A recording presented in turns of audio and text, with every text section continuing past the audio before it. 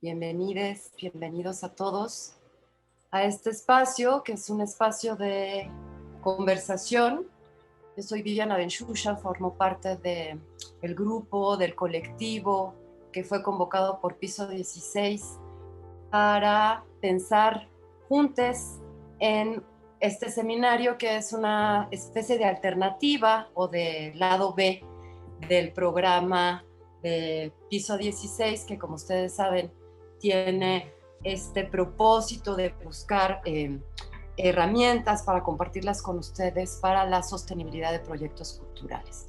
A lo largo de estos años, varias de las tutoras y tutores, mentores que hemos pasado por Piso 16, pensamos que era importante en este espacio, que en algún sentido es bastante único en la universidad y para muchos proyectos culturales, una oportunidad realmente de proveerse de instrumentos para que esos proyectos no sean tan frágiles en una economía voraz y en un mundo bastante convulso y hostil.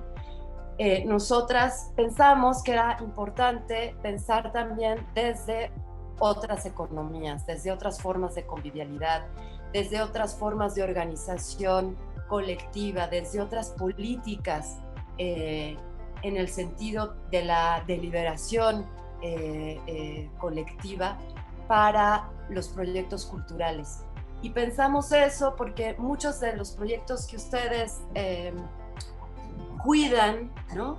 Y hacen a lo largo del tiempo, tienen preocupaciones precisamente sociales, tienen preocupaciones políticas, tienen posiciones distintas a las hegemónicas, y entonces a veces los términos del emprendimiento cultural entraban en tensión con sus propios proyectos.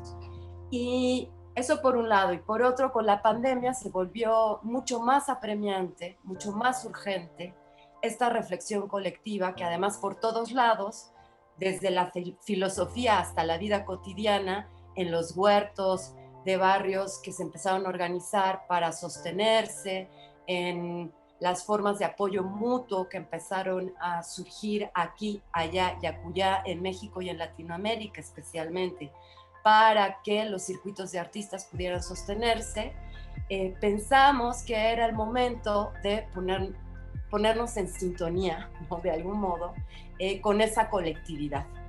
Y hemos tenido un proceso realmente, lo digo de un modo muy genuino, de conversación, de intercambio, de experiencias, de pensamiento, de de producción teórica y crítica, quienes hemos organizado este seminario, y lo hemos hecho también desde los cuidados, desde la escucha. Y queríamos simplemente invitarlos a hacer de este espacio un espacio de ustedes. Sabemos que la distancia, teníamos la ilusión de que fuera presencial realmente. Nos parece que la presencia sí es importante en medio de la crisis de la presencia que estamos viviendo y que se ha agudizado, pero también quienes hemos estado pensando este seminario, procuraremos poner en juego todas las pedagogías colaborativas y participativas que estén a nuestro alcance para que este sea un diálogo y no un monólogo. Para nosotros también ha sido importante. Eh, los invitados vienen de distintas prácticas, todos ellos tienen una enorme experiencia, no solo en el terreno de la reflexión crítica, sino de la vida, ¿no? Del encarnamiento, de encarnar estas teorías de los comunes y estas prácticas de los comunes. Entonces, ustedes van a tener una combinatoria interesantísima de herramientas concretas, de experiencias vivas y también de pensamiento. Va a haber paralelamente un taller con José Miguel González Casanova, que está por acá, donde se podrán ir pues profundizando algunos de los conceptos, algunas de las herramientas, y se puede hacer allí también un espacio de conversación distinto al de estos momentos más de contextualización, que estaremos dando además en duplas, colaborativamente, para también romper con esta idea del seminario. Dicho esto, me voy a quedar callada. Agradezco mucho a Piso 16 la apertura, la disposición, ¿no? Y la convocatoria. Bienvenidas, bienvenidas a todos. Ya Sofía Olascuaga y Alberto López Cuenca comenzarán esta sesión y les dirán qué sigue. Un abrazo grande, cálido a todas, a todes. Les saludo desde Tepoztlán. Espero que no falle la señal, pero sí nos vamos a organizar para seguir con la conversación. Yo estoy muy contenta de poder recibir e invitar en esta primera sesión que llamamos de contextualización a Alberto López Cuenca. Yo me formé como artista en La Esmeralda hace muchos años. Alberto era profesor de una materia sui generis en ese contexto que se llamaba integración cultural. Nos conocimos desde ahí hace más de una década, casi 2, pero prefiero no hacer cuentas. Ya sé, pero se oye fuerte. Y desde entonces pues hemos tenido diversos espacios de encuentro, de conversación. Para mí ha sido pues la verdad un lujo poder nutrir varios momentos de reflexión de un pensamiento generoso que creo que Alberto tiene en su manera de entender no solo la academia y la docencia, sino cómo eso está directamente vinculado a las prácticas cotidianas, artísticas, culturales y lo que está pasando en el día a día y la necesidad de transformarnos y repensarnos desde ahí. Entonces, para mí es súper importante poder compartir este espacio con Alberto. Como decía Vivian, hemos pensado en poder tener una serie de dinámicas a lo largo del programa bastante más de un intercambio más orgánico, fluido, con aquel anhelo y necesidad muy inicial de que hubiera sido presencial. Nos estamos como replanteando en el entorno virtual, pero aunque tiene sus limitaciones, también quiero abrir este espacio para invitarles a que intervengan con la mayor libertad posible. Alberto y yo pensamos en la sesión en 2 bloques. Les cuento un poquito cómo va a funcionar. Tenemos un primer bloque donde él va a compartir algunas nociones críticas que tienen el interés principal no de volverse una conferencia teórica pesada de referencias, de nombres, de citas, sino pensamos mucho en pensar cuáles son claves críticas o vocabularios que nos podamos apropiar, malinterpretar, torcer de alguna manera, como una forma de nombrar de manera más directa esas urgencias, preocupaciones, enojos, pero también imaginar posibilidades en relación a las prácticas artísticas, a las producciones culturales, no pensadas solo en términos del producto final, su circulación y su sostenibilidad, sino del entramado de vidas y de relaciones sociales que se articulan desde ahí, desde el recordatorio de que ya hablaba Vivian, que estas formas de articulación social pueden activarse también de manera paralela, alternativa, subterránea o adicional a las que imperan en el mercado, ¿no? Entonces, esta es, digamos, como la intención con la que Alberto y yo compartimos esta primera sesión. Les decía que son 2 bloques. Al final de cada bloque vamos a tener un espacio de intervención. El primero un poco breve, de 10 minutos, y después de eso tendremos un receso y al finalizar el segundo bloque tendremos una plenaria un poquito más amplia. Por temas de tiempo y porque somos afortunadamente un grupo nutrido y grande, no vamos a tener espacio en la sesión de hoy para presentarnos todas y todos los que estamos participando. Eso va a tener un lugar mucho más orgánico, relajado y amplio en la próxima sesión, que es el primer taller con José Miguel González Casanova el lunes 13 por la mañana, pero lo que sí queremos invitarles es a intervenir de manera libre y también a compartirles este pad, esta plataforma de texto colectiva, que va a estar abierta durante toda la sesión. Se las voy a poner aquí en el chat. No necesitan generar usuario para entrar, pero pueden nombrarse para poder seguir las intervenciones de cada quien en la pestaña que tiene a las personitas hasta arriba a la derecha en esa pantalla. Y al final de cada bloque vamos a dar un tiempo específico para vaciar inquietudes, preguntas, intereses, comentarios, nociones en ese pad. Entonces pensémoslo como si fuera una especie de conjunto de notas o de anotaciones colectivas de la sesión.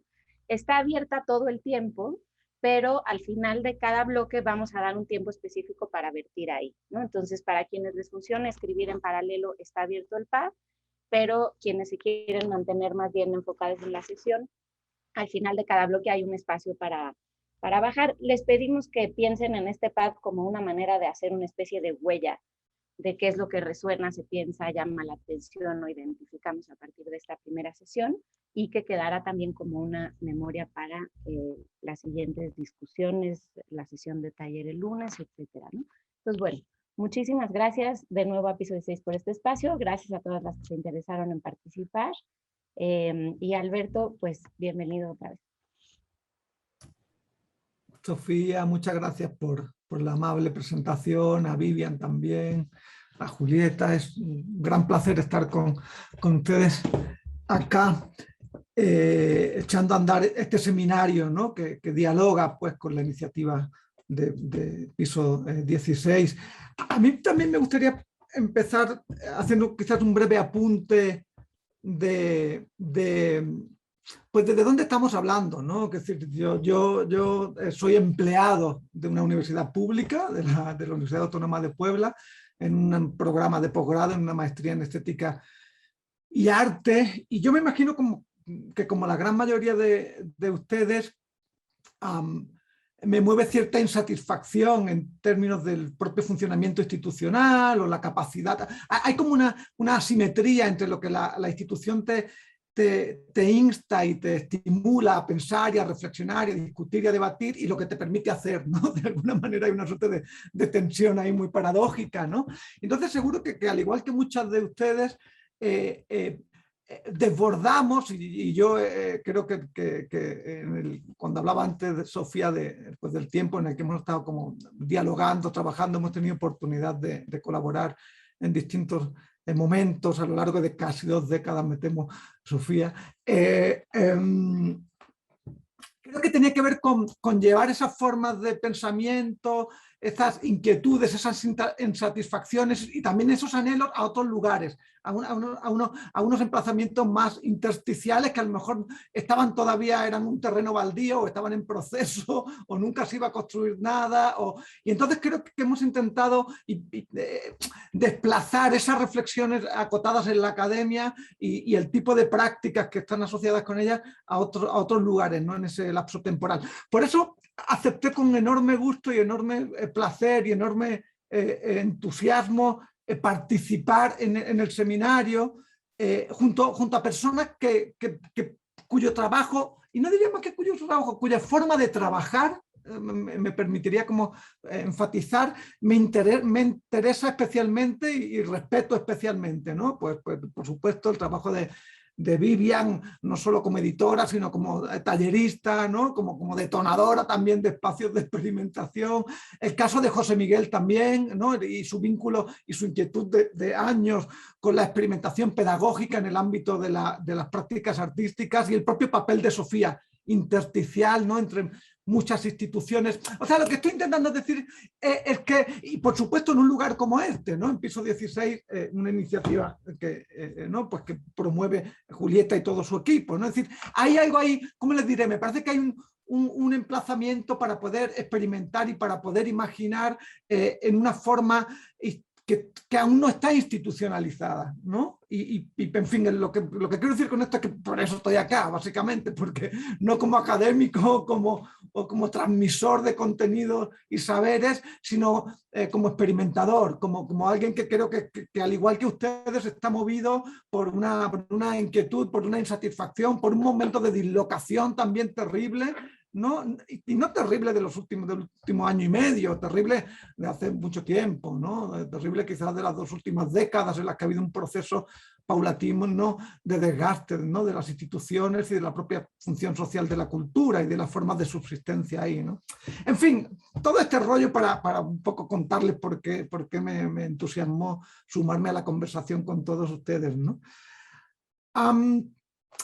Me gustaría, entonces Sofía ya les compartió, vamos a intentar dividir la sesión de hoy, que desafortunadamente no vamos a tener tanto tiempo como nos hubiera gustado para debatir, para discutir, para intercambiar ideas y presentarnos, pero lo que pensamos es complementar la sesión de hoy con la del lunes de alguna manera, es decir, darle proyección el lunes, donde estaremos todas de nuevo, y entonces continuar ahí de una manera quizás más abierta, más participativa, ¿no? Aunque hoy, en estos 2 momentos que les contaba Sofía, vamos a hacer un primer momento donde les voy a compartir un PowerPoint horroroso, por cierto, donde quiero reflexionar inicialmente en diálogo con Sofía y obviamente con ustedes, primero sobre la idea hay 2 grandes ideas, la idea del común o los comunes o los bienes comunes, y una segunda idea que es la infraestructura, sobre todo la infraestructura cultural, ¿no? Y ustedes dirán, ¿y eso qué tiene que ver? Van a ver que lo que vamos a intentar hacer es desplegar a partir de esas 2 nociones, en el primer bloque la idea de los comunes o los bienes comunes,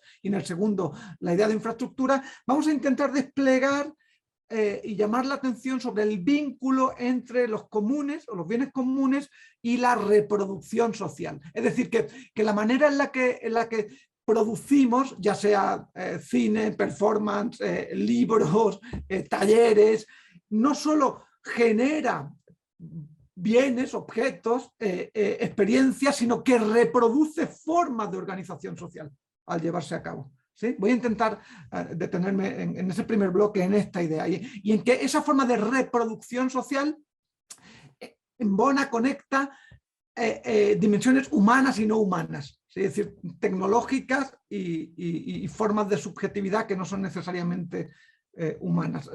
Voy a hablar en un ratito de esto. Ese es el primer bloque. El segundo bloque orbita en torno a la idea de infraestructura, como les digo, y ahí nos gustaría llamar la atención sobre el hecho de que la infraestructura cultural, ya sea un archivo, una biblioteca, un centro de arte, un museo, un arrizo, ¿saben? No es un objeto, no es una tecnología, es una relación social. ¿Sí? Ya sé que esto suena un poco contraintuitivo, nos vamos a detener después en eso. Y entonces lo que quisiéramos pensar ahí con ustedes es cómo, al pensar la infraestructura como relación, podemos rescatar una idea que ha sido sacrificada en la noción instrumental de infraestructura, que es la responsabilidad. Es decir, parece que las infraestructuras primero se transparentan, ¿no? Las conexiones a internet, las carreteras, ¿no? Las banquetas, las bibliotecas se transparentan, están ahí, funcionan, ¿no? Y nos cancelan en términos de que solo somos usuarios de ellas. Lo que queremos plantear es que en una noción relacional somos también corresponsables de su subsistencia. ¿Sí? Entonces, ese segundo bloque quisiéramos cerrarlo con un apunte sobre la idea de autoría y propiedad. ¿Sí? Entonces, la dinámica, como decía Sofía, vamos al cierre del primer bloque vamos a tener 10 minutos para intercambiar dudas, preguntas, señalamientos puntuales. Luego vamos a trabajar brevemente en el pad también, otros 10 minutos. Hacemos un receso y vamos después con el segundo bloque. ¿Vale? Ok, les voy a compartir. Perdóname, sí. nada Sí, más adelante. quería decir que también voy a estar al pendiente del chat, entonces quienes quieran intervenir usen la herramienta de levantar la mano y también podemos ir siguiendo las conversaciones por ahí, pero la estructura general es esta que compartes, ¿no? Exacto. Les voy a compartir el PowerPoint que ya les advertí de su condición espartana. Ahí va. ¿Sí lo ven? Sí. Sí, sí lo vemos. Vale, perfecto, muchas gracias. A ver, miren, este seminario se convoca no bajo el lema de otras economías posibles. Me gustaría quizás hacer un primer señalamiento sobre el trazado etimológico del propio término economía, en qué sentido creo que nos interesa a todas acá, bueno, a quienes convocan el seminario y quienes estamos participando en él, porque creo que hemos reducido la noción de economía a la administración financiera o de recursos y la optimización, ¿no? de básicamente de recursos económicos o de dinero, pues, ¿no? en la manera en la que somos remunerados y producimos plusvalía. Me gustaría rescatar la etimología de economía, es decir, economía que proviene de oikos. En realidad el oikos lo que nombraba en el griego antiguo es la casa, pero la casa en un sentido muy heterogéneo, porque es el espacio donde había recursos, yo qué sé, espacios de siembra, espacios para guardar el grano, había lugares de convivencia, ¿sí? Había lugares de enseñanza y aprendizaje, había lugares de estructura, ¿no? De prácticas, ¿no? Dentro de ese espacio. O sea, lo que estoy intentando decir es que el oikos originalmente no solo habla de la administración de recursos económicos, sino de, bueno, otro término que hunde o que toma su raíz más bien del oikos es ecología. Yo creo que aquí estamos todas más bien interesadas en pensar en la economía como ecología, como una red compleja de relaciones entre sujetos, objetos, medio ambiente, formas de subsistencia, normas. Entonces esto me parece que es muy importante de entrada, ¿no? A mí me gustaría como enfatizar esa idea, es decir, pensar otras economías posibles como otras ecologías, otros sistemas de relaciones culturales posibles, no solo aquellos que responderían a criterios estrictamente económicos, lo cual no quiere decir que no estén ahí. Obviamente estamos, ¿no? Funcionamos en una economía de mercado con una fuerte participación e intervención del Estado, ¿no? Con la iniciativa pública, y ahí es donde nos situamos. Pero eso no quiere decir que los términos en los que la economía haya de ser pensada sea reduciéndola, ¿no? A esa noción economicista. Entonces creo que coincidimos acá en nuestra inquietud de cuando hablamos de otras economías posibles, de lo que estamos intentando señalar es otras formas de relacionarnos socialmente mediante las prácticas culturales y subsistir a través de ellas, ¿sí? Entonces, de lo que intentamos hablar entonces, hablábamos, así nombramos Sofía y yo esta sesión, ¿no? Llamarle la atención sobre las relaciones de reproducción cultural. Es decir, no solo de producción cultural, de lo que ustedes se imaginen como, ya sé, insisto, música, textos, libros, performance, ¿no? Repositorios web, fanzines, lo que ustedes quieran. No solo la producción cultural, sino cómo reproducimos formas de asociación para llevar a cabo esos ejercicios de producción cultural.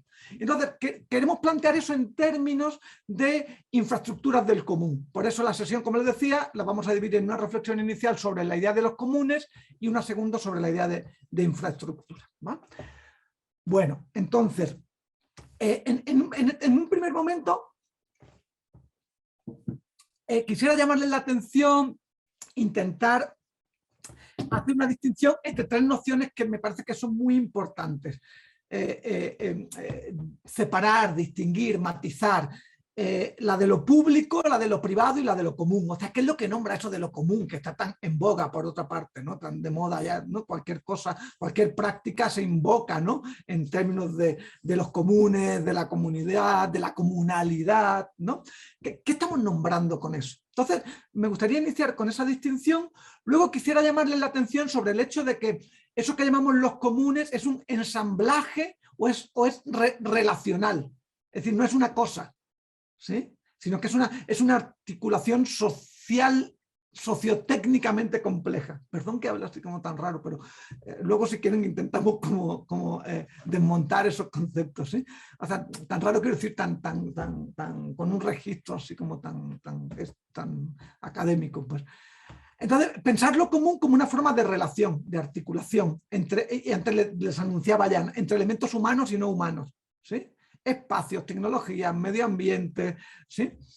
Y finalmente quisiera hacer un señalamiento sobre cómo podemos pensar entonces lo común como una estrategia de reproducción social.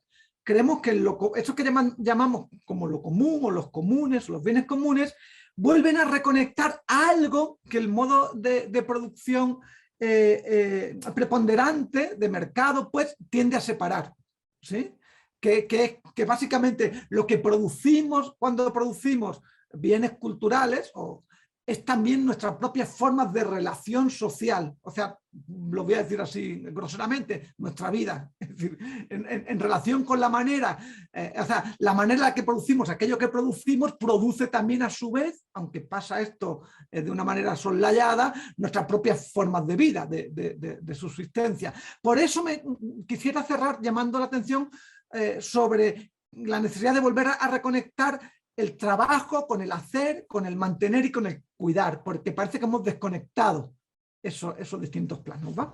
Bueno, a pesar de que esto amenaza ser muy largo, no es tan largo, voy a ser relativamente breve y para que podamos ir luego como a intentar como aclarar o situarnos en relación con este vocabulario, que insisto, como decía Vivian al principio en su presentación, tiene por finalidad mover las balizas conceptuales, al menos en la sesión de hoy, las balizas conceptuales en torno a las que podemos imaginar nuestras propias prácticas, ¿sí? Como productores, como agentes, como mediadores culturales, ¿sí? Se trata de alguna manera de mover ese campo conceptual en el que podemos imaginarnos y advertir que podemos entrelazarnos con otro tipo de prácticas, ¿no? No las prácticas que de alguna manera están presupuestas en nuestra forma habitual de trabajo, ¿no? En realidad, me gustaría iniciar con una breve reflexión sobre por qué se ha hecho tan popular. Les compartimos un textito que lleva por título ¿Por qué están de vuelta los comunes?, ¿no? Es decir, ¿por qué cobran tanta fuerza en las últimas 3 décadas, yo no diría 3 décadas, quizás 25 años, la idea de los comunes o de los bienes comunes, ¿no? Y no porque la idea no estuviera operando antes ahí en otros planos. Para la antropología o para la economía política no era nada novedoso, ¿no? O sea, para el tequio, ¿no? en la antropología o en los estudios de antropología más bien, ¿no? O la propia idea de los comunes en la economía política eran un tema, pero era un tema como académico, no era un tema que, como decía Vivian hace un rato, utilizaran los colectivos que ponen en marcha un huerto urbano o una editorial autogestiva, no enarbolaban la idea de los comunes, antes del 89 al menos, ¿sí? De una manera generalizada. Ahora les quiero intentar señalar por qué. ¿Sí? ¿Por qué bueno, yo no, porque algunos autores y autoras marcan este periodo post-89 como el momento en el que los comunes vuelven a hallar un lugar, ¿no? en ese imaginario para nombrar las prácticas culturales. Por una parte, después del 89, lo que hay es lo que se ha llamado así como muy superficialmente, quizás globalización, ¿no? Es decir, un proceso de globalización de la economía, de las prácticas culturales, del trabajo, ¿sí? De la movilidad. Y va acompañado, no me voy a detener en esto, que esto es un rollo, ¿no? Pero va acompañado con la constitución tanto de organizaciones como la Organización Mundial del Comercio, que es del 95, como unos acuerdos fundamentales de homogenización del marco de tránsito de mercancías a nivel global, que es el GATT de la Ronda de Uruguay del 94, y eso tiene varias implicaciones inmediatas. Antes hablaba Julieta de ello y me voy a detener mucho más adelante en este asunto, en que va a haber reformas a las leyes de derechos de autor.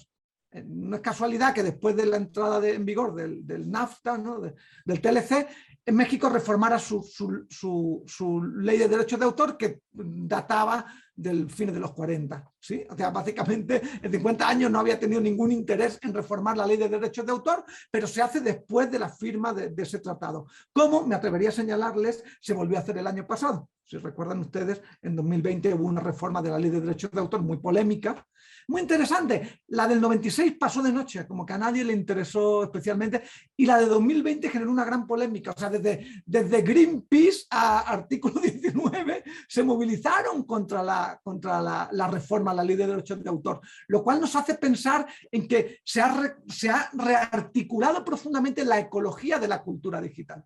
¿Sí? Mientras que en el 96 eso no te parecía importar solo a músicos, a literatos o escritores, en el 2000 ya no. En el 2000 impactaba en muchos otros ámbitos, ¿no?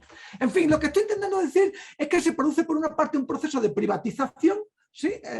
Y después del 89, que significa en general la caída del proyecto de emancipación comunista o el bloque soviético, si quieren ustedes, un aceleradísimo proceso de privatización de las instituciones públicas, en telecomunicaciones, en sanidad, en educación, ¿sí?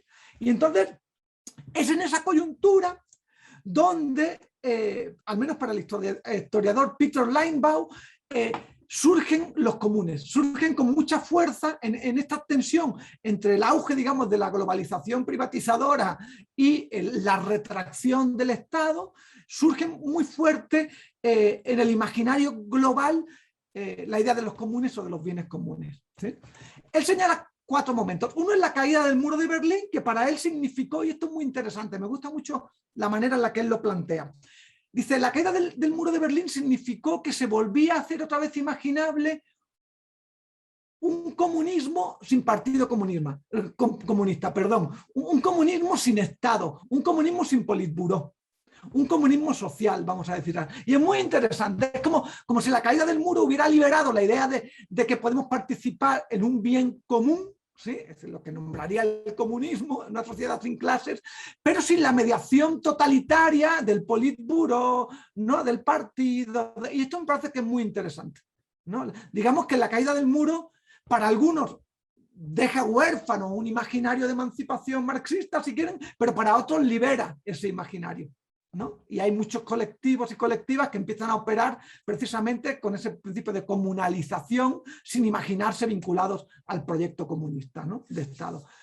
Para Linebaugh el levantamiento del ZLN es crucial, es decir, hace imaginable a nivel global y permite nombrar en un contexto de depresión de los movimientos sociales por el colapso del proyecto comunista de Estado, permite nombrar procesos de emancipación ligadas con otras ideas de propiedad, de colaboración, de colectividad, que es global. Esto es bien interesante. O sea, no es solo, y más adelante hablaré de ello, no es solo la noción de propiedad que se pueden imaginar, ¿no? En las milpas, en los caracoles, en Chiapas, sino que eso se hace imaginable a nivel global. Es decir, que era imaginable una manera distinta de entender la propiedad colectiva, la subjetividad, la cultura.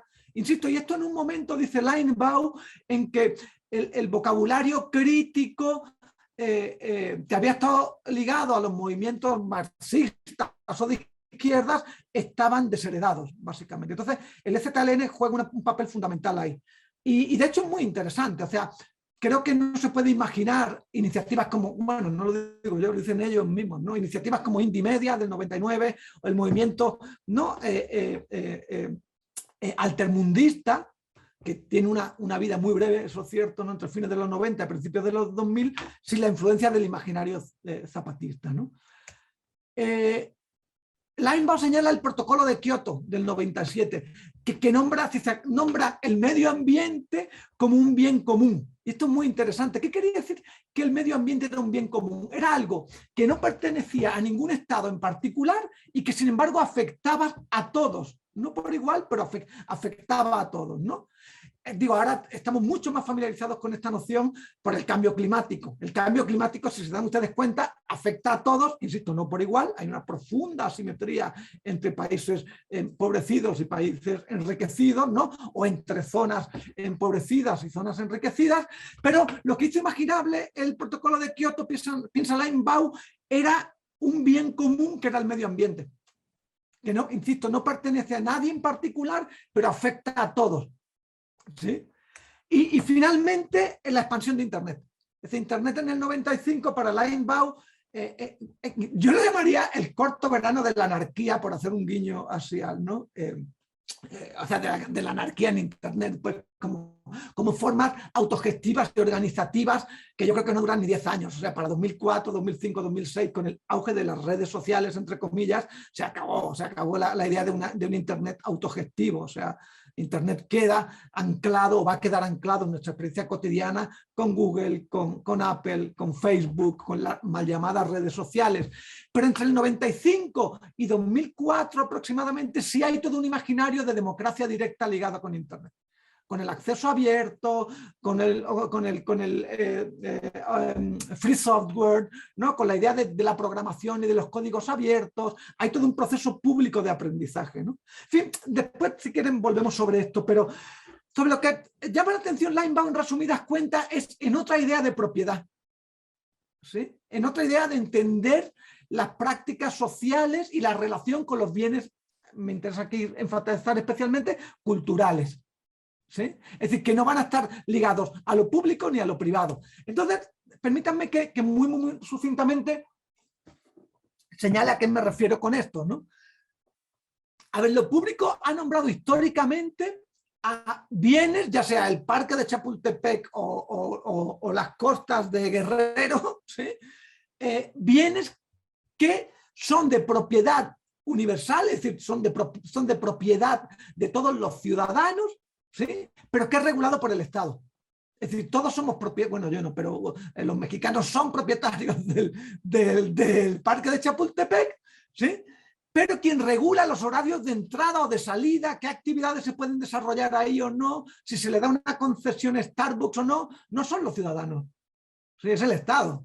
Entonces, todos somos propietarios, pero las formas de gobernar ese espacio, las formas de regularlo, las dicta el Estado. Hay una estructura vertical en la regulación de ese bien público. ¿Sí me siguen en esto? Va. El privado creo que todos los conocemos y lo experimentamos continuamente. Los bienes privados son aquellos a los que solo tienen acceso quienes van a erogar, ¿sí? O van a pagar, pues, por acceder a educación privada, a sanidad o a Six Flags, ¿no? Porque en realidad son espacios que están administrados para la producción de bienes, o sea, de profit, de beneficios, pues, ¿no? Entonces, lo que me parece interesante aquí, yo llamaría la atención aquí, porque van a ver que los comunes creo que toman aspectos de ambos planos, ¿saben? Porque la idea de la propiedad privada lo que dice es que no todos son propietarios, solo algunos son propietarios, ¿sí? La idea de lo público es, no, todos son propietarios, pero quien lo regula no son los propietarios, ¿va? Lo común se posiciona en un emplazamiento intersticial entre uno y otro. O sea, el ejemplo clásico, sobre todo en México, de un bien común sería un ejido o una milpa dentro de ese ejido, ¿no? Es decir, ¿quiénes son los dueños de la milpa? ¿Quiénes la cuidan? O sea, ¿quiénes la aran? ¿Quiénes la plantan? ¿Quiénes la desbrozan? ¿Quiénes van a recoger los quelites? ¿Quiénes van a ayudar luego a llevarse el maíz y a procesarlo? Entonces, hay un vínculo entre la propiedad y la colectividad, ¿sí? Es decir, vamos a ponerlo así. El bien común no pertenece a todos, sino solo a un grupo. ¿A quién lo cuida? A quien vela por él. Y lo interesante acá es que se configuran a la vez, que la subsistencia del ejido o de la milpa implica la subsistencia de la colectividad. ¿Sí? Okay. Lo voy a decir con esto que parece un rollo que yo me estoy aquí tirando, ¿no? En realidad le da el premio Nobel a Elinor Ostrom, ¿no? A fines de los 90. A la economista, es más bien una teórica de la economía. En este libro de 1990, el gobierno o la gobernanza de los comunes, ella caracteriza los comunes o los bienes comunes como un recurso finito, bancos de pesca, bosques, milpas, recursos acuíferos, ¿sí? Es decir, hay un recurso que es finito, hay una comunidad que tiene normas y que se configura en relación con esos recursos, es decir, en un bosque pertenecen a esa comunidad de los comunes del bosque quienes participan en ararlo, bueno, en un bosque no se ara, pero en desbrozarlo, en quitar la maleza, en talar los árboles, ¿sí? Y en un tercer momento dicta su forma de gobernarse. Esto es súper importante, de cómo nos organizamos para administrar ese recurso finito.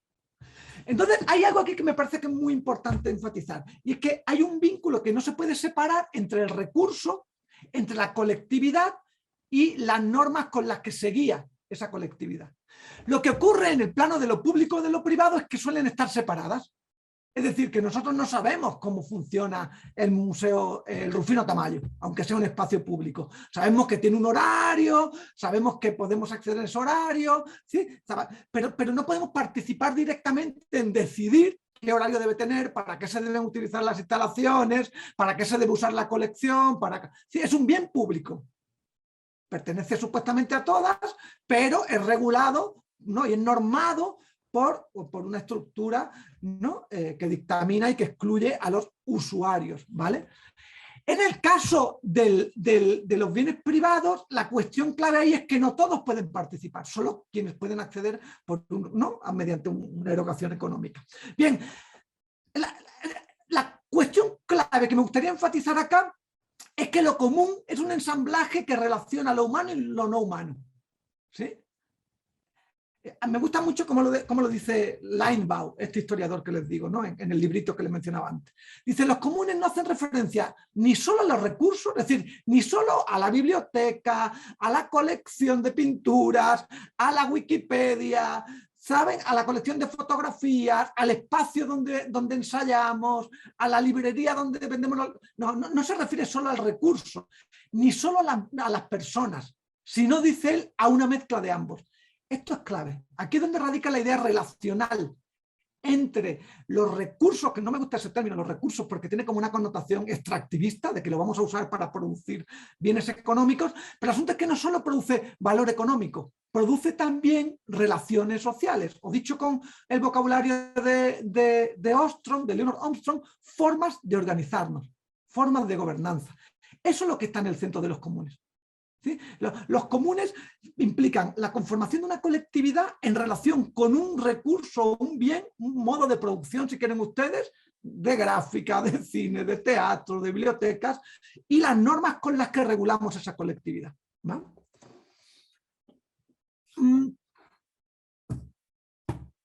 Cierro entonces con esta idea, o sea, con intentar reconectar estas ideas más bien. Que en ese carácter relacional de los comunes, lo que me parece importante pensar en términos de los modos de reproducción social o los modos de reproducción cultural, es que el trabajar, o sea, donde el trabajar cabe ser entendido como el trabajo asalariado, es decir, el trabajo en el que ¿no? se nos paga por hacer algo, por producir algo, ¿sí? Bien, ese trabajo asalariado no es solo el tiempo que dedicamos a la producción de algo, de lo que sea, de dar una clase, de pintar una pared, de poner en marcha de hacer una corrección de estilo de un texto, sino que implica también modos de relación con otros, con otras. ¿Sí? Es decir, ¿cómo entendemos cuál es el trabajo de los otros en ese proceso? ¿Sí? Y si está también remunerado o no. John Holloway distingue entre trabajar y hacer. Él dice, a ver, todo el mundo hacemos cosas, solo que cabría llamar trabajo a aquella que es remunerada, asalariada, lo llamo yo, ¿no? Es decir, cuando en realidad somos empleados por una institución o por otras personas para hacer algo. Pero lo que dice John Holloway es que también hacemos, es decir, que hay muchas cosas que no hacemos solo por la remuneración, lo hacemos por cuidado, por amistad, por atención, ¿no? Es decir, hay otros muchos valores, no solo el de la remuneración económica, que se ponen en marcha en las formas de reproducción social, ¿sí? Lo que ocurre es que en general no solemos interrogar la reproducción social, sino solo la producción social o la producción cultural, ¿sí? Y no qué formas estamos instituyendo, qué formas de relacionarnos estamos instituyendo cuando hacemos lo que hacemos. Entonces, lo que me parece interesante acá, y lo vamos a ver después con la idea de la infraestructura, es que en la noción de los comunes que caracterizan Armstrong o Linebaugh, hay una cuestión crucial que es mantener y cuidar. ¿Saben? Hay que mantener y cuidar el recurso. Volvamos a la milpa. ¿Sí? Mantenemos, es decir, en la medida en que subsista la milpa o el ejido, vamos a subsistir nosotras como comunidad. Si vendemos el bosque a una papelera canadiense, la papelera va a llegar, va a talar el bosque, va a convertir aquello en celulosa y con los beneficios se va a ir a otro lugar y va a comprar otro bosque. Es decir, su finalidad no es mantener el equilibrio, la sostenibilidad entre el recurso y la colectividad. ¿Sí? ¿Se dan ustedes cuenta o no? Lo que me gustaría señalar acá es cómo pensar eso en términos de prácticas culturales o de trabajo cultural. ¿En qué medida podemos imaginar nuestro trabajo cultural como un proceso no solo de producción, sino de reproducción? ¿De qué? De cuidado y de mantenimiento de los otros y de nuestras relaciones, ¿sí? Hay muchísimo trabajo hecho al respecto. Bueno, algunos trabajos hechos al respecto en la historia y la teoría del arte contemporáneo del siglo XX que llama la atención sobre cómo en realidad el trabajo colectivo o colaborativo lo que ponía en el centro no era tanto la producción de gráfica, de stencil, de performance, como la producción de la colectividad misma, ¿saben? Es decir que, no sé, ahora está ya como muy historiografiado y creo que excesivamente mitificado el periodo de los 70 en México con el trabajo colectivo de los grupos. Sí, bueno, a reserva de que podamos entrar en detalle de qué produce, no sé, el grupo Mira, ¿no? O Proceso Pentágono, o Peyote y la compañía, qué sé yo. En realidad podemos imaginar que lo que están produciendo, además de gráfica, o además de intervenciones en el espacio público o de performance, es la propia colectividad, su forma de organizarse, su forma de, por decirlo con Armstrong, su forma de gobernarse. Y esto es lo que me parece muy interesante. Es decir, que lo que producen las prácticas artísticas colectivizadas no son solo objetos, bienes, recursos, sino también su propia organización, sus propias formas de subsistencia, vamos a decir así. ¿Sí? Es interesante, Claire Bishop, que seguramente han leído, está traducido este libro por el Taller de Ediciones Económicas de Guadalajara al español. Me gusta mucho bueno, no sé, me gusta tanto, pero me parece interesante, pues que marque como 3 años de ruptura interesante, 1917, 1968 y 1989, en momentos en torno a los cuales crisis sociales, económicas y sociales, llevaron a la rearticulación de formas de práctica artística colectivas o colaborativas. ¿Sí? Ya lo llamas participativas. Pero lo que me parece interesante aquí o no, dejando de lado qué relación mantenga con el sistema del arte, si son capitalizadas o no, no, lo que me parece interesante es que esas rupturas llamaron la atención sobre una pregunta clave, que es cómo podemos organizarnos como productores culturales para subsistir. Dicho de otra manera, que nuestra inquietud actual no es nueva, pues, ¿no? Que hay procesos y momentos previos de dislocación que ya plantearon esas preguntas y que se respondieron precisamente poniendo en marcha formas de organización, ¿sí? Experimentando con eso que hemos denominado antes otras economías, otras ecologías, otras relaciones con el archivo, con el espacio de producción, con el lugar de encuentro, con el trabajo asalariado, etcétera, etcétera, ¿no? Entonces quiero cerrar con, se los escribí porque está larguísimo y indescifrable, pues, como el resumen que les quería como plantear, ¿no? Es decir, me gustaría como enfatizarles que los comunes operan en un proceso doble sobre las formas de producción y las de reproducción social. Espero que esto quede claro. O sea, las formas de producción son las formas en las que nos relacionamos con dispositivos, con medios para producir bienes y servicios, si quieren ustedes ponerlo en esos términos, ¿sí? Pero los comunes no solo se interrogan sobre cómo producimos en un taller de gráfica, insisto, cómo producimos fotografía o una página web, sino que también se preguntan cómo nos reproducimos socialmente, que es lo que Armstrong y Linebaugh llaman las formas de organización o de gobernanza. Insisto, creo que en lo público y lo privado esa segunda pregunta se opaca, no se hace. Solamente nos dicen cómo tenemos que comportarnos como usuarios o como clientes, pero no nos dicen, oigan, participen en el proceso de toma de decisiones sobre cómo queremos instituir nuestra forma de producción. Bueno, lo que yo creo es que hay una larga historia, bueno, yo y muchas otras, hay una larga historia a lo largo del siglo XX que se ha puesto en el centro la pregunta por las formas de producción y reproducción social, y tiene que ver con los modos de funcionamiento del trabajo colaborativo, ¿no? Del trabajo cultural colaborativo, de los espacios autogestivos, ¿no? De las colectividades. Que yo insisto, estoy seguro que vamos a tener muchos problemas cuando intentemos caracterizar eso, cómo funcionan, porque es un terreno sumamente heterogéneo, en realidad. No hay un modelo, ¿sí? en la que ustedes lo saben perfectamente, quienes trabajan en esas formas de asociación. No hay una única manera de organización, porque son prácticas situadas. Son prácticas que están emplazadas en un contexto social específico y que lidia no a través de una abstracción genérica institucional, sino a través de la singularidad de su emplazamiento social y económico, ¿sí? Entonces, los comunes operarían en un proceso doble sobre las formas de producción y las de reproducción social, en la medida en que lo que ponen en juego son formas de gobernar un recurso puesto o producido en común por individuos. Es decir, que recursos, gobernanza no me gusta mucho el término, recursos, formas de organización y colectivizar, y esto es lo interesante, se constituyen mediante la comunalización. O sea, dicho así en palabras que se entiendan, lo común conecta recursos, formas de organización y colectividad a la vez. A la vez. Y eso es lo que me parece interesante acá. Y con esto acabo y vamos como a reflexiones o a preguntas. Creo que pensar en los comunes, aparte de que sea un término de moda o no, creo que pensar en los comunes en tensión con lo público o lo privado nos permite como mover las balizas en las que imaginar nuestro campo de acción como productores y productoras culturales, como colectivos, ¿no? Y como colectivas. Y sobre todo preguntarnos por ¿es esta la forma de organización que queremos? ¿Qué formas de reproducción social estamos poniendo en marcha? O sea, ¿qué es lo que nombra la reproducción social?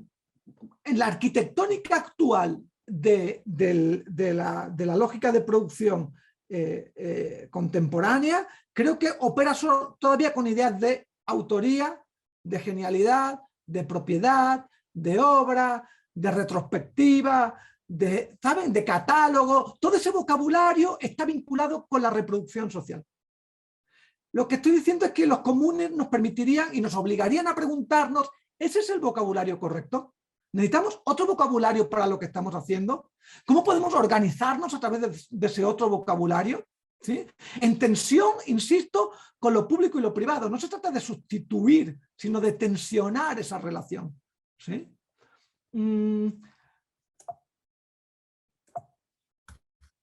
Yo creo que lo dejo acá, Sofía. No sé si a lo mejor si tú misma tengas como preguntas o señalamientos o a reserva de la que por supuesto tengan nuestras compañeros y compañeras, ¿no?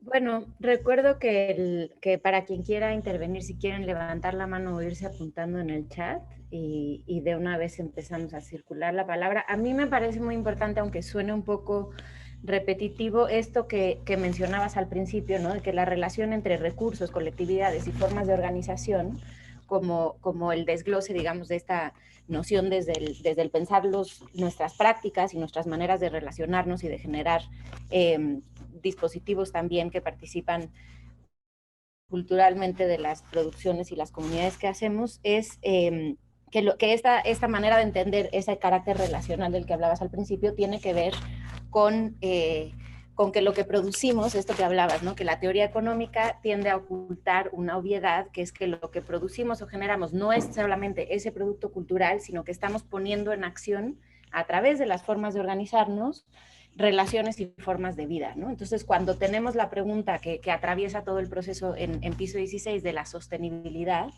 de nuestros proyectos, estamos hablando de la sostenibilidad de formas de vida y desde esta perspectiva de los comunes la invitación es a pensarnos o imaginarnos desde ese entramado, ¿no? Donde estamos cotidianamente poniendo en práctica y participando de esta relación nuevamente entre recursos, colectividades y formas de organización, ¿no? Entonces, generar un poco como dos pasos para atrás y quitarnos un poco el enfoque que tenemos de manera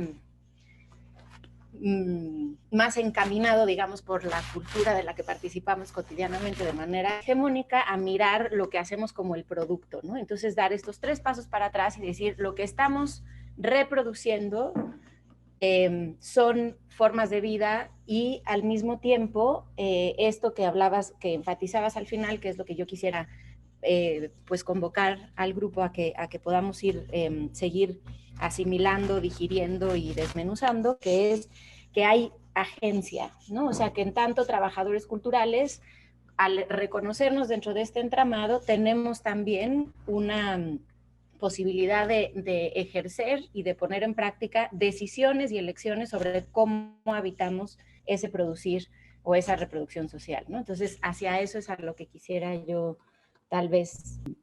Sofía, un apunte muy interesante. Esta idea de agencia, desde la perspectiva de los comunes, es muy importante, enfatizaría yo, no pensarla en términos de agencia individual. Es una agencia relacional. ¿Sabes? La agencia es una cualidad emergente de las relaciones.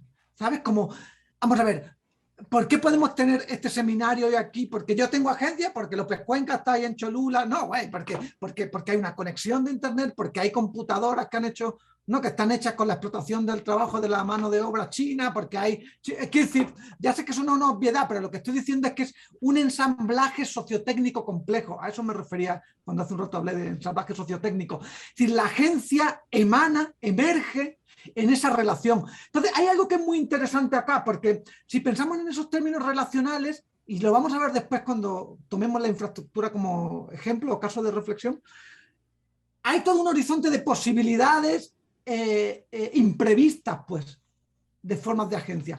Además, creo que, ¿sabes qué nos permite también distanciarnos también de nociones como instrumentalistas de la cultura o de la producción cultural, que entiende que la producción cultural es una mera proyección del sujeto individual, que tiene una idea genial y que está profundamente mediada por estructuras sociotécnicas, por escuelas, por archivos, por acceso a becas, ¿no? por espacios de encuentro, por modos de circulación del conocimiento, etcétera, etcétera. Es ahí donde surge o no surge la agencia. O sea, me parece muy importante, yo creo que además nos aliviaría enormemente en términos de angustia existencial, pensar que yo soy el agente y tengo que hacerme cargo de pintar una obra maestra o de escribir una obra genial. No, esto se produce en un conjunto de relaciones sociales y técnicas complejas que los comunes ponen al centro. O sea, a mí francamente lo que me parece interesante de los comunes es que permite dislocar, desplazar los términos de la conversación, ¿sabes? Para incluir otras formas de preguntarnos por qué estamos haciendo, por qué lo estamos haciendo así. Lo podemos hacer de otra manera. ¿Qué otras maneras son esas? ¿Nos sirven para lo que queremos hacer? ¿Nos sirven en el lugar en el que estamos emplazados?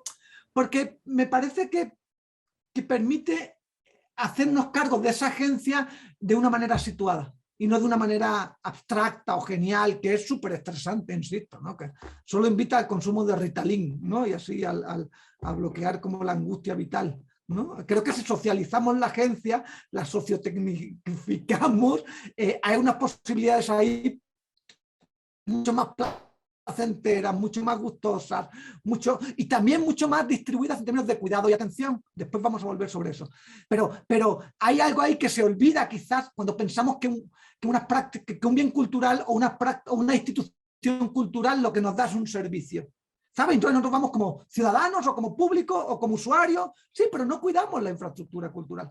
No la producimos. Entonces creo que esta idea de agencia que tú señalas, que es muy importante, hay que entenderla entonces de modo, o yo propondría a la estela de la noción de los comunes, entenderla distribuidamente, no individualmente. O sea, entre el personaje, entre esta colectividad participante de la escuela, del programa, de la biblioteca, etcétera, y la biblioteca como infraestructura de institución, además hay un entramado de relaciones que se están transformando cotidianamente, que tienen la posibilidad de un carácter recíproco, donde se toman decisiones, se organizan y se ponen en práctica esos vínculos, ¿no? Entonces no es nada más la comunidad y el entorno donde suceden los programas, sino cómo se genera esa relación cotidiana, o esto que tú llamabas, citando a Ostrom, gobernanza, ¿no? Entonces hay, digamos, como para aterrizarlo, no es nada más la persona, el individuo, el ámbito institucional, la institución, la escuela, sino que hay un carácter relacional dado que tiene efectos concretos en cómo sucede ese vínculo, ¿no? Y que también tiene un, ¿sabes, Sofía? Que yo creo que lo que señalábamos al principio también tiene un sobrante. ¿Sí? Ahora, acabo muy rápidamente porque Sol pidió la palabra. Hay como un excedente en la biblioteca, en el archivo, en la universidad. Yo mismo y todos nosotras somos excedentes en esa forma institucionalizada en la que, no sé, la educación el propio proyecto de Piso 16 creo que trabaja en los excedentes, en los intersticios, en los márgenes de la institución, y lo que pone en marcha son procesos no institucionales sino instituyentes. Es decir, que no sabemos qué van a pasar con ellos. Entonces, es ahí donde creo que podemos articular formas de relación y de agencia con ese sobrante, con ese excedente. Entonces, nos vamos al segundo bloque. Me toca marcar un poco los ritmos para no extendernos en la sesión, porque podríamos seguir hablando y hablando y hablando con muchísimo gusto, la verdad. Pero ahora entramos, Alberto, con el bloque 2. Y gracias por las participaciones en el PAD, y las vamos a retomar también en la plenaria después de este segundo bloque. Exacto, así hacemos, Sofía, porque yo creo que hay algunas preguntas, algunos señalamientos, algunas reflexiones que están en el PAD también muy significativas que podemos ir trenzando. Digo, obviamente, y lo comentamos con José Miguel antes, no se trata de resolver aquí nada ahorita, o sea, se trata de comenzar a conversar, empezar a trenzar, ¿no? Y continuar conversando, hilando, situándonos, ¿no? En torno a este campo rivalizado, vamos a decir así, en las sesiones que están por venir, que son todavía numerosas, ¿no? Y con actores también muy heterogéneos que nos van a servir a todas para situarnos también en emplazamientos distintos, ¿no? Entonces, yo creo que tampoco hay que ponerse ansiosos así en querer como, ¿no?, resolver todo, sino que hay que darle tiempo a que vayan madurando las inquietudes y dándole lugar en la conversación, ¿no? Yo creo que esta segunda intervención, que si la primera orbitaba en torno a la idea de lo común, esta segunda va a orbitar en torno a la idea de infraestructura. Que dirán ustedes qué cosa más, ¿no?, anticlimática que la infraestructura, ¿no? ¿Qué onda con eso, ¿no? Esa cosa como estática, gris, fea, que no se advierte, que es la condición de posibilidad de otra cosa, que ella en sí misma no tiene interés. Entonces vamos a intentar, descajanegrizarla, ¿sabes? Como sacarla de la oscuridad y preguntarle qué hace ahí, ¿no?, a la infraestructura, y qué nos permitiría hacer en relación, o sea, ¿qué nos permitiría el hecho de interrogarnos qué modos de relacionarnos con ella podemos imaginar o poner a prueba, ¿no?, si la conceptualizamos en otros términos. Entonces me gustaría primero intentar proponerles otro modo de entender la infraestructura. Van a ver que hay como una simetría de alguna manera entre las reflexiones del primer momento y estas, porque lo que les voy a proponer es básicamente entender la infraestructura como una relación. O sea, la infraestructura no es una cosa, es decir, insisto, una avenida o una app, o un museo, o un archivo, o un escenario, ¿no?, o una sala de ensayo no es una infraestructura, sino que forma parte relacional de esa ecología, de ese oikos del que hablábamos antes, ¿no? O sea, como que forma, digamos que configura un espacio, un emplazamiento de prácticas. Entonces ahí la cuestión sería, si la podemos pensar en términos relacionales, ¿qué otras relaciones podríamos imaginar que podemos establecer con ellas, ¿no? Y también, obviamente, y sobre esto me detendré un segundito, ¿qué permite hacer y qué oculta, relega o niega la manera en la que nos relacionamos con la infraestructura, el modo como lo hacemos, ¿no? Voy a empezar entonces con esa reflexión e intentar reconceptualizar la idea de infraestructura, que se ha puesto muy de moda. Es más tardía que la de los comunes. En su boom per se, en los últimos 10 años ha habido mucha literatura al respecto, mucha bibliografía académica, pues, respecto a repensar la infraestructura, ¿no? Quizás porque la propia, lo decían ustedes antes y me gustaría luego volver sobre eso, quizás porque la propia digitalización ha tendido a hacernos creer que el giro digital o que las mediaciones digitales son inmateriales, y obviamente que no, o sea, requieren una nueva materialidad, están inscritas en una materialidad que no es la de la producción industrial, es decir, que la de las fábricas y las redes ferroviarias y las casas de los obreros y los puertos y los diques que se construyen a lo largo del siglo XIX y XX es una infraestructura material orientada a la producción, y la infraestructura digital tiene la suya. ¿Saben? Como que tienen sus discos duros, sus conexiones, o sea, sus redes de conexión y cables submarinos, sus minas de extracción de minerales. Claro que hay una materialidad digital, ¿no? Y de hecho es bastante engañoso pensar en la digitalización como un proceso de desmaterialización. Puede que esté desobjetualizado, y eso habría que discutirlo, qué tan desobjetualizado está, pero desmaterializado no. Más bien habría que preguntarse por las formas de rearticulación. Y entonces yo creo que por eso ha cobrado tanto interés la idea de infraestructura en la última década, por preguntarse por cómo ordena. Es interesante, con los símiles que usaba antes de la red ferroviaria, la fábrica, la autopista, ¿no? En realidad, si se dan ustedes cuenta, la infraestructura ordena, regula, orienta, permite ciertas prácticas y no cancela otras, ¿no? Lo ves cuando ves a la gente en la autopista o en la pista intentando buscar un momento para cruzar, ¿no? Porque la pista está hecha para mover vehículos, ¿no? a altas velocidades y a mover mercancías en tráiler, no para que la gente cruce de un lado al otro. Entonces, las infraestructuras parecen estar destinadas a un uso de antemano, ¿no? Que cancela y pospone otro. Entonces me gustaría como interrogar eso, obviamente ligado con la infraestructura cultural, que es lo que nos convoca a todas acá, ¿no? Es decir, qué usos parecen estar, sobre qué horizontes de uso parece estar operando en la infraestructura cultural. Entonces, una vez hecho eso, me gustaría, con un ejemplo, con un caso, no me gusta hablar de ejemplo, con un caso me gustaría como pensar que la comunización, esto es un poco un chiste, ¿no? Es como que el proceso de hacer común entraña un proceso de responsabilidad.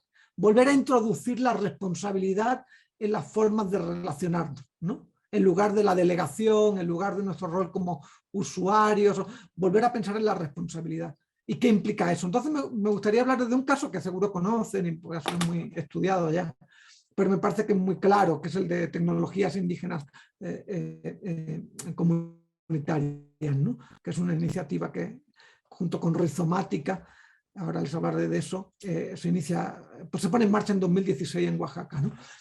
Que es una red de telefonía, pero lo que quiero que pensemos es cómo en realidad la red de telefonía en ese contexto es una red de cuidados, de atención, de mantenimiento. Es decir, no piensan en la telefonía como una infraestructura, ¿sí?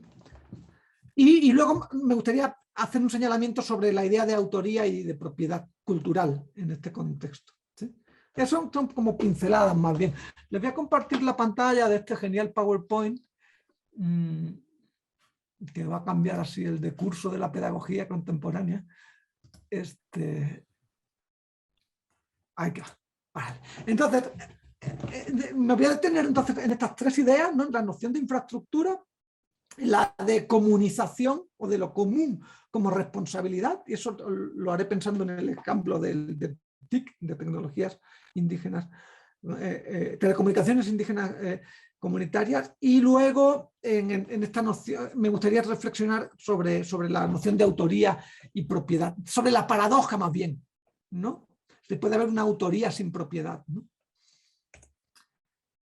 A ver, cuando pensamos en infraestructura pensamos en algo ordenado, sistemático, planificado, en tecnología, básicamente, ¿sí? Es decir, como la infraestructura como mecanismos de regulación y de ordenamiento que hacen posible otra cosa, hacen posible el desplazamiento, mover viajeros o mover mercancías, ¿no? Y que están vinculadas con un alto proceso de planificación y de racionalización, ¿no? Vamos a decir así. La infraestructura también está ligada profundamente con cuál es nuestra relación con la naturaleza. Es decir, como que la infraestructura, imaginamos que lo que hace es regular, disponer, ¿no? Emplazar una cierta relación con la naturaleza. ¿Sí? Configura la manera en la que nos relacionamos, ¿no? con ella, con la naturaleza como recurso, ¿no?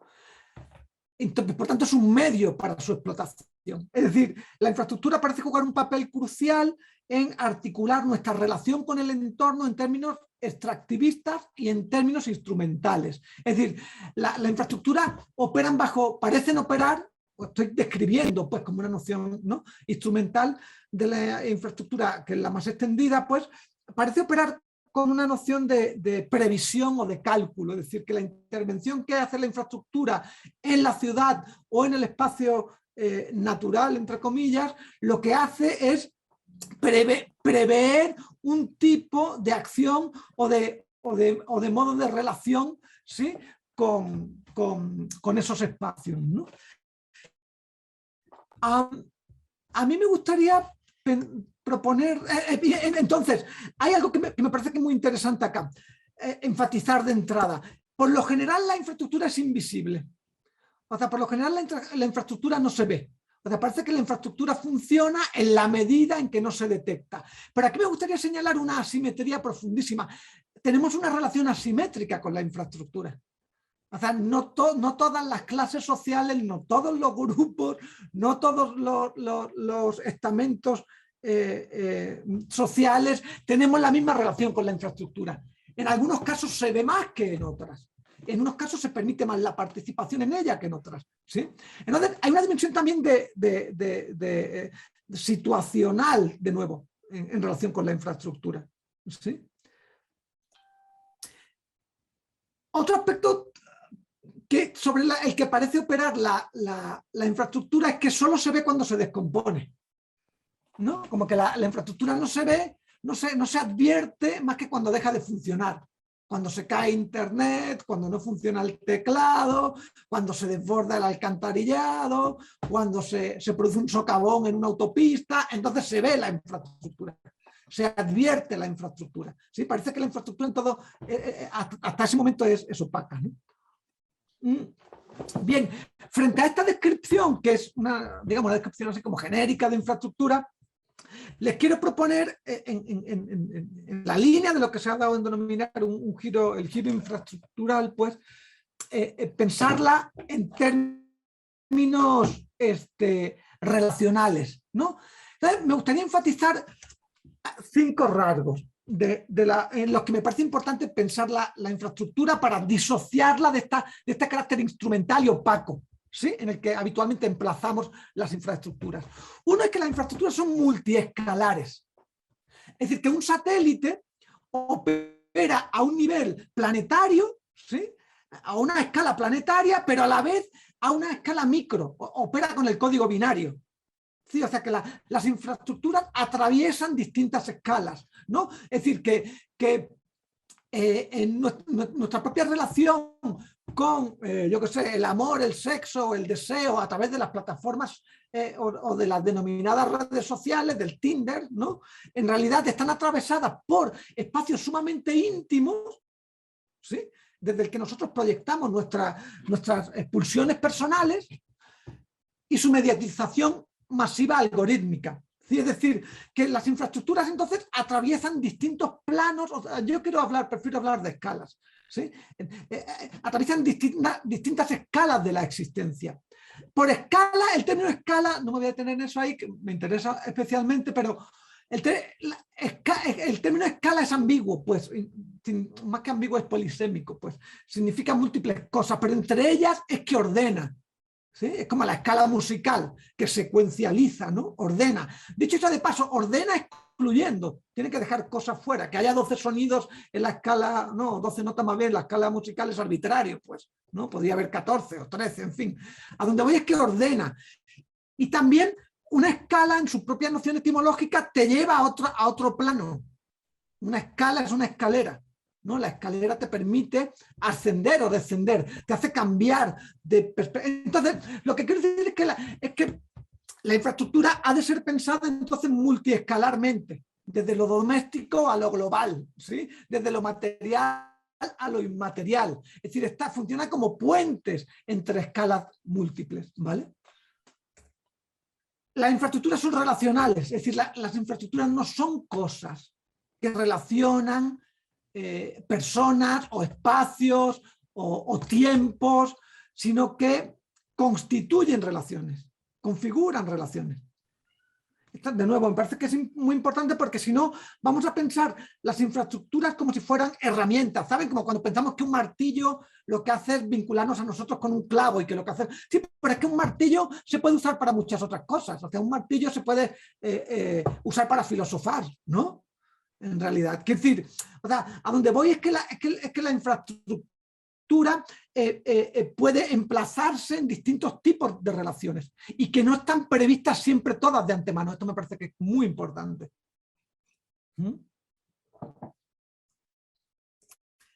Luego que las infraestructuras existen en condiciones diversas y desiguales. Digo, aquí es evidente, ¿no? Como cuando todas estamos como hablando, no, es que mi conexión a internet no, se cae o se interrumpió o tuve que reiniciar no sé cuántas veces la plataforma. Sí, porque la infraestructura, a pesar de esa noción como habitual, hegemónica, de sentido común, no es estable. La infraestructura es inestable y situada, está siempre emplazada y por tanto configura también relaciones de asimetría, ¿no? Un cuarto rasgo que señalan quienes piensan sobre el giro infraestructural es que la infraestructura requiere mantenimiento, reparación, trabajo, cuidado. Es decir, que la infraestructura no está ahí, ¿no? Yo que vivo en Cholula y que durante años voy y vengo a México, lo que llaman la pista, la autopista México-Veracruz, ha estado siempre en obras, siempre, ¿no? O sea, no recuerdo ninguna vez que haya ido o vuelto, que hubiera alguien parcheando, alguien reparando, alguien... De que la infraestructura es un emplazamiento estático que está ahí y que opera no de una manera imperceptible, es contraintuitiva. En realidad, la infraestructura está siempre siendo atendida y reparada y modificada, ¿no? Y finalmente, la infraestructura está emplazada en un entorno ambiental o medioambiental, si quieren ustedes, complejo y muy problemático en términos de costo ecológico. Es decir, las infraestructuras absorben energía, transforman energía y producen también excedentes, ¿no? O sea, contaminan o desestabilizan o tienen efectos colaterales, ¿no?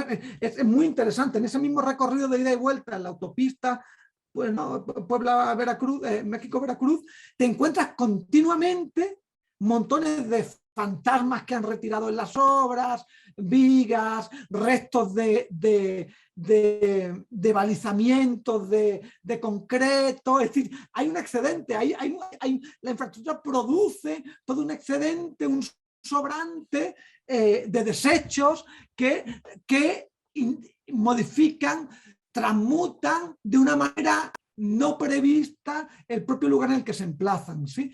O sea, lo que me gustaría vincular, pues, un carácter situado y mucho más impredecible sobre las infraestructuras que el modo habitual en el que son pensadas, ¿sí? Enfatizando su carácter relacional.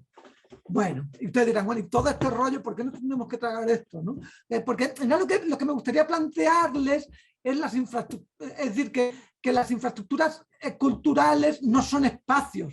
Es decir, que las infraestructuras culturales, atendiendo a esos rasgos que les comentaban, ¿no? De que son multiescalares, son relacionales, son desiguales en su relación, requieren mantenimiento y tienen un impacto ecológico. Me gustaría que pensáramos en las infraestructuras como en las infraestructuras culturales, atendiendo esas 5 características, al menos esas 5 características. Y entonces preguntarnos qué prácticas permiten y cuáles cancelan o relegan. Porque me temo que ha habido una ecuación sumamente problemática de cultura con infraestructura. Hay una frase que cito muy seguido de Felipe González. Felipe González fue como el primer presidente del Partido Socialista en el 81, creo que ganó las elecciones. Entonces, la campaña de ese año dice: el PSOE, o sea, el Partido Socialista Obrero Español, no puede darle contenido al cambio cultural, pero sí le va a dar infraestructura.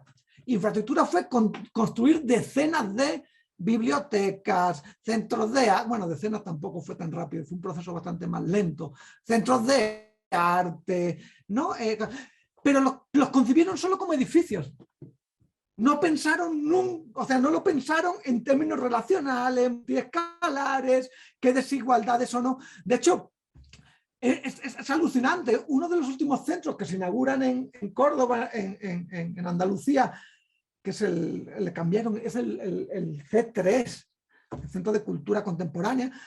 Es alucinante. Lo inauguraron, un proyecto multimillonario, y cuando lo inauguró la secretaria de Cultura dijo: ya tenemos el edificio, ahora le vamos a dar un uso. Y era como, o sea, hicieron un edificio sin saber para qué lo querían.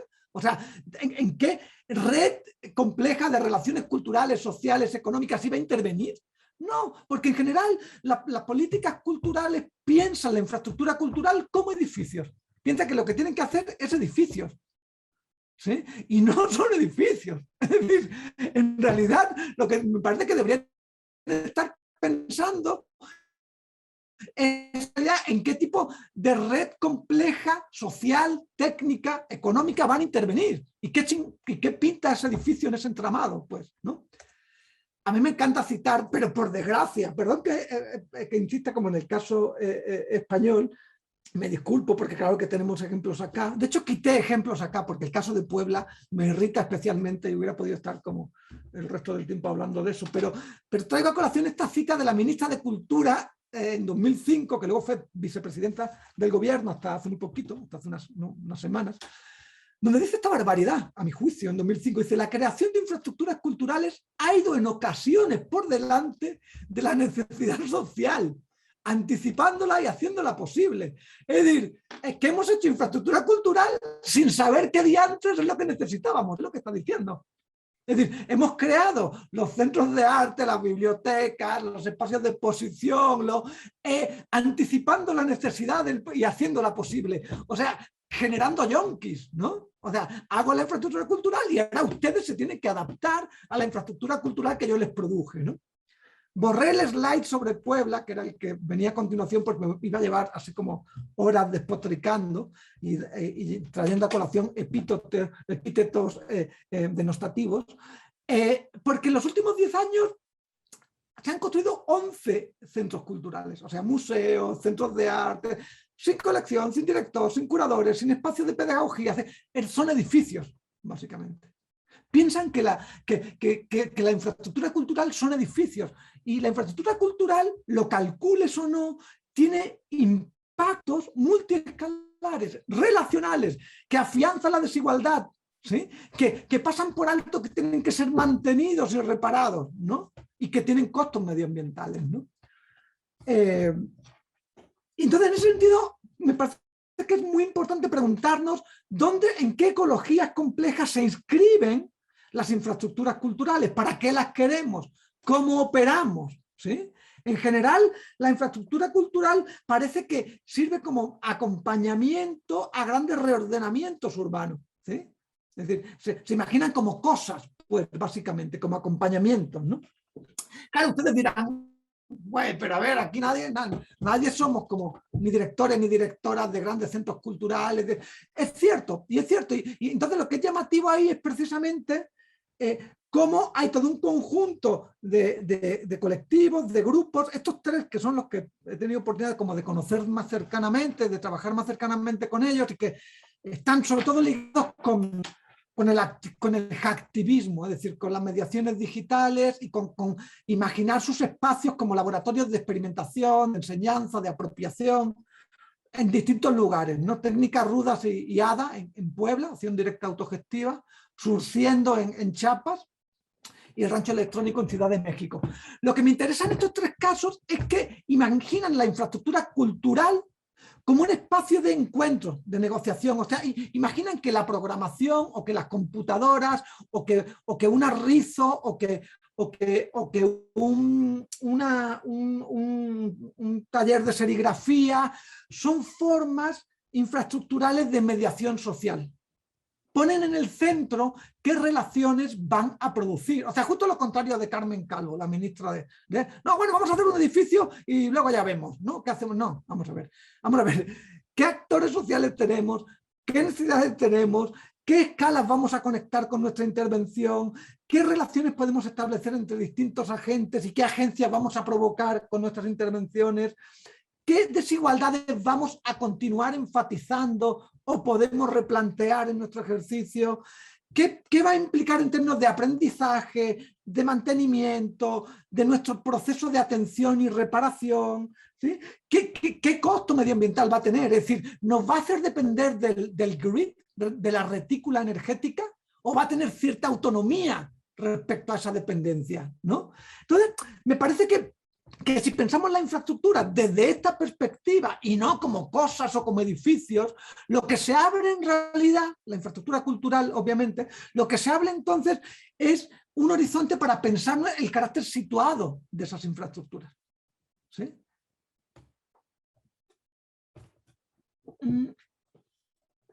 Creo que es algo que está en juego, al menos en estas iniciativas. Y seguro que ustedes conocen muchas otras y sus propios procesos tienen que ver, en muchos casos, estoy seguro, con interrogar la relación con la infraestructura, ¿no?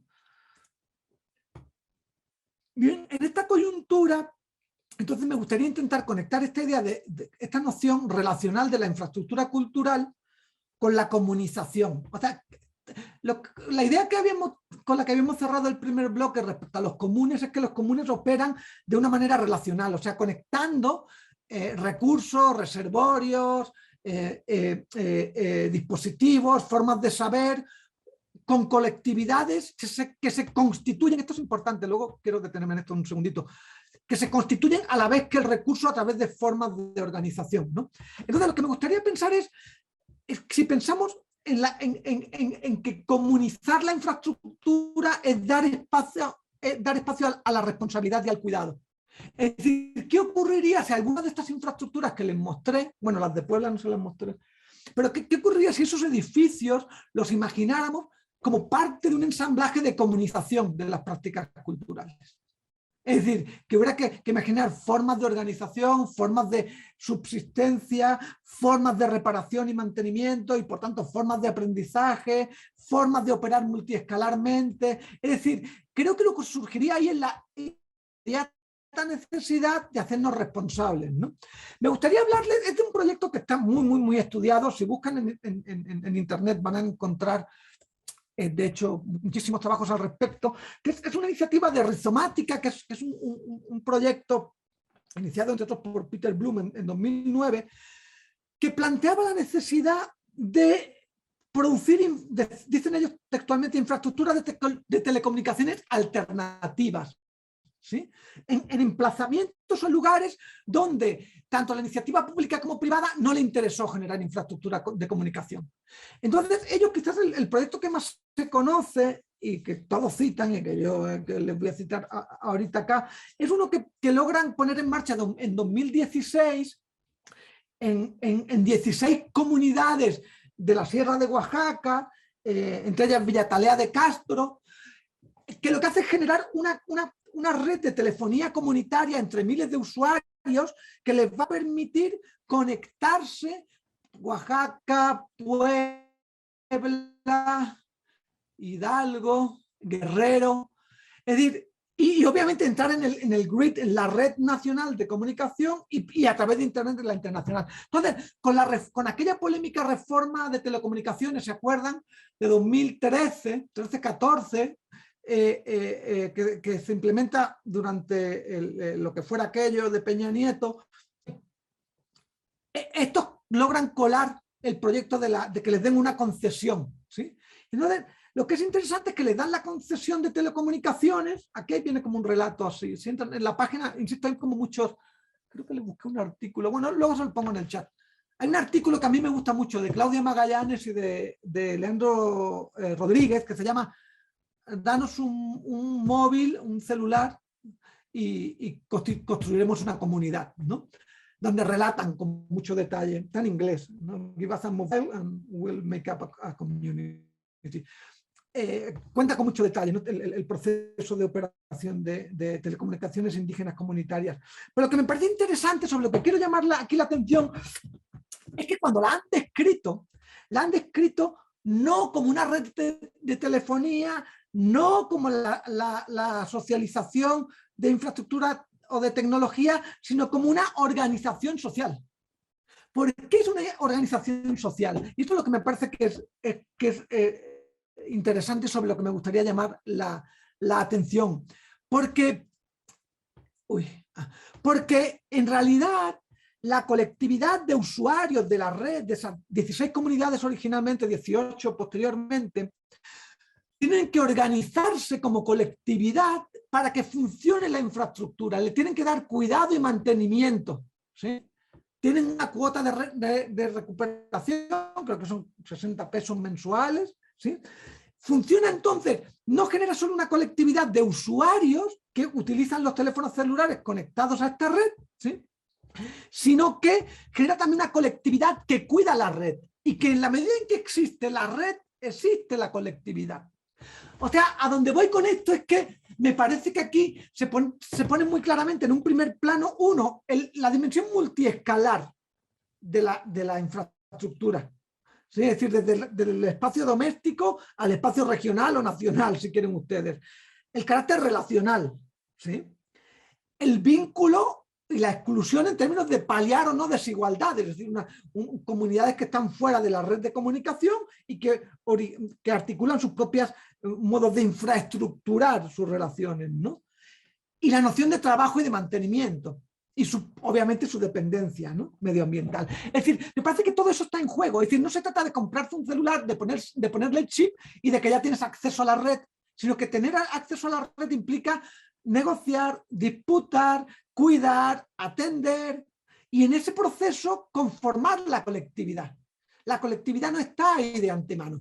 La colectividad como dice Armstrong, se co-constituye con el cuidado de la infraestructura. ¿Sí? Entonces, claro, me gustaría pensar en términos de ese cuidado de la infraestructura en dos ideas. O sea, uno, en la idea de propiedad y de autoría, es decir, de quién es la infraestructura y quién es el autor o quiénes son las autoras, si es que tiene sentido plantear esa pregunta en esos términos de la infraestructura. Entonces, en lugar de dar respuesta a eso directamente, me gustaría, y con eso cierro, proponerles dos paradojas. Dos paradojas respecto al trabajo colectivo, a la noción de autoría y a la noción de propiedad, que quizás nos permitan como aterrizar o concretar más esta reflexión. La primera, de un proyecto que me fascinó. En 2019 tuve oportunidad de trabajar en Guatemala en un proyecto de más de un año sobre propiedad intelectual.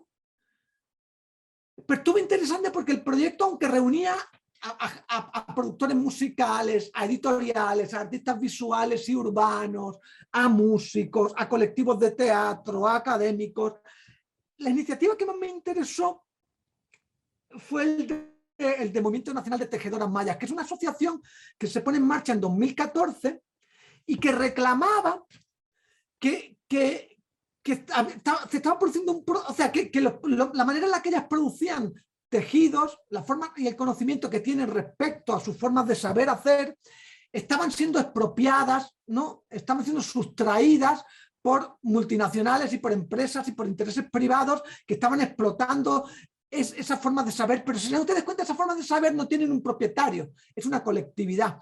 Entonces lo que el movimiento planteó fue que era necesario instaurar, que la legislación reconociera la propiedad intelectual colectiva, ¿sí? Y entonces ponen una demanda que ganan en el tribunal, en el Constitucional, que ganan en 2016. En 2017 el Tribunal Supremo exige al Parlamento que modifique la ley de derechos de autor para incluir esta propiedad colectiva, y por supuesto se está congelado, es decir, igual que eso hay otras modificaciones solicitadas al Parlamento que nunca pasaron o que no han pasado, ¿no?, en Guatemala. Pues lo que me parece interesante acá es que, si se dan ustedes cuenta, o sea, que la autoría sea colectiva no quiere decir que sea de libre acceso. Es decir, no quiere decir que esté abierta y disponible para la explotación económica de cualquiera, ¿sí? Me parece que aquí hay un problema, me parece que hay un problema en términos de que se entiende el conocimiento o los diseños de los tejidos o los conocimientos botánicos se entienden como un recurso, se entienden como desvinculados en realidad de la configuración de una colectividad. Dicho de otra manera, que si tú imaginas que puedes sustraer esas formas de saber o esos textiles, es como si pudieras desgajar de la propia proceso de comunicación solo un fragmento de él. O sea, digo esto porque, como seguramente sepan, en México se aprobó a principios de este año, antes del final de la legislatura previa, pues, la ley de salvaguardia de los, se llama, es interesante, ley de salvaguardia de los elementos de la cultura y de la identidad, elementos de la cultura y de la identidad indígenas, afrodescendientes y afines, ¿sí? Es muy interesante porque el vocabulario que utiliza de una ley muy bien intencionada, promulgada por Susana Harp, ¿no? la senadora de Oaxaca y cantante, es muy interesante porque lo que imagina es que el conocimiento, los textiles o los bordados es algo que se puede proteger de la expropiación, ¿sí? Entonces, es muy interesante porque en debates, en mesas redondas que hicimos tanto en Guatemala como el año pasado acá en México, muchos de los términos que utiliza ese marco legal para proteger la propiedad de los pueblos indígenas y afrodescendientes y afines, no tiene traducción en esa colección. O sea, la idea de representante legal, la idea de regalía, ¿sí? No tiene traducción al vocabulario en el que esas formas de comunicación del conocimiento se articulan. O sea, lo que estoy intentando decir es que, y con esto cerraría esta reflexión inicial, es que las formas de comunicación también requieren de protección, no son de libre acceso. Es decir, porque están ligadas con colectividades que cuidan de esas formas de saber. ¿Sí? ¿Me explico? No se trata sencillamente de que se paguen regalías por ellas, por esas formas de saber o esos tejidos, porque en realidad lo que está haciendo es desarticular la propia forma de operación de la colectividad, ¿no? Vale, un segundo momento tiene que ver con la idea de acceso, sobre todo con la digitalización. Hay un programa de la Secretaría de Cultura, Contigo en la Distancia, no sé si se acuerdan, que en marzo de 2020 se pone en marcha, donde dicen que han preparado un espacio de cultura digital de libre acceso, donde si tú entrabas veías que había libros, composiciones musicales, obras de teatro, que estaban protegidos por la ley de derechos de autor. Es decir, que la Secretaría no podía difundir sin pagar regalías por ello. Entonces, claro, aquí de nuevo me parece que hay un problema porque se piensa la digitalización en términos de acceso, ¿sí? Es decir, se piensa que digitalizar es dar acceso. Es decir, que basta con digitalizar los archivos y colecciones del MUNAL, o que basta con hacer accesibles las tesis digitales de la UNAM o de la Ibero y producir nuevos públicos, ¿sí? Y esto me parece que es muy problemático. O sea, esto es tan problemático como pensar que lo que caracterizó al libro es que era portable. Que el libro, como era así, te lo podías poner debajo del sobaco y llevártelo. O sea, pensar que la digitalización es hacer accesible, es olvidar que en realidad la digitalización forma parte de un ensamblaje muy complejo de prácticas. Igual que lo fue la alfabetización y la cultura del libro, que tuvo que ver con aprender a leer y a escribir, con todo un proceso de impresión, montaje, maquetación, de distribución, de espacios de préstamo, y eso es lo que me parece que nos está discutiendo, ¿sí? Es como pensar que proteger el conocimiento indígena consiste en proteger los diseños y no las formas sociales complejas asociadas con esos diseños. Es decir, pensar que la digitalización es básicamente hacer accesible contenidos es negar que están inscritos en una ecología de relaciones infraestructurales complejas, ¿sí? Entonces, me parece que en ese sentido lo que se plantea inmediatamente es cuál es el estatuto ahí de los reservorios, de las colecciones, de los archivos. Es decir, ha habido maneras hasta la fecha en las que se han utilizado que la digitalización está interrumpiendo, está haciendo imaginables formas de apropiación, formas de rearticulación, formas de generar colectividades que el museo, que la biblioteca, que la universidad no han imaginado. Esto no es exactamente cierto. A lo largo del siglo XX les puse aquí como una imagen sobre el Atlas Mnemosine de Warburg, ¿no? Una imagen de André Malraux y su idea del museo fotográfico, o de John Berger, ¿no? Y la mediación electrónica y la historia del arte. Es decir, lo que estoy diciendo es que hay maneras en las que apropiarse y reutilizar, de comunalizar los grandes archivos y reservorios culturales, ¿sí? Como infraestructuras, digamos, de cuidado, de atención y de aprendizaje. Entonces, y con esto cerraría. Entonces, quizás el vínculo entre infraestructura cultural y las prácticas artísticas implica situar eso que llamamos arte en una red compleja de relaciones. Es decir, me parece que es importante que pensemos cuál es nuestra relación como individuos, como colectivos, como productores, como mediadores, con las infraestructuras y los recursos culturales. ¿En qué tipo de colectividad estamos constituyendo o de la que somos automáticamente parte por aceptar ciertos usos? ¿Y qué formas de organización estamos poniendo en marcha o interrogando? ¿No? Algo así es el comercial, algo así es con lo que intentaba como interrogar de una manera muy fragmentaria en un librito de hace un par de años, en los comunes digitales, ¿no? Nuevas ecologías del trabajo artístico. ¿En qué manera nuestros modos de producción, como artistas, como mediadores, como promotores culturales, nos obligan a interrogarnos estos tres momentos? Nuestra relación con la infraestructura y los recursos, con qué colectividades estamos configurando y qué formas de organización, qué formas de subsistencia son las que estamos suscribiendo. Híjole, lo dejo acá porque me enrollé así muchísimo, entonces a ver si podemos como activar el espacio de intercambio.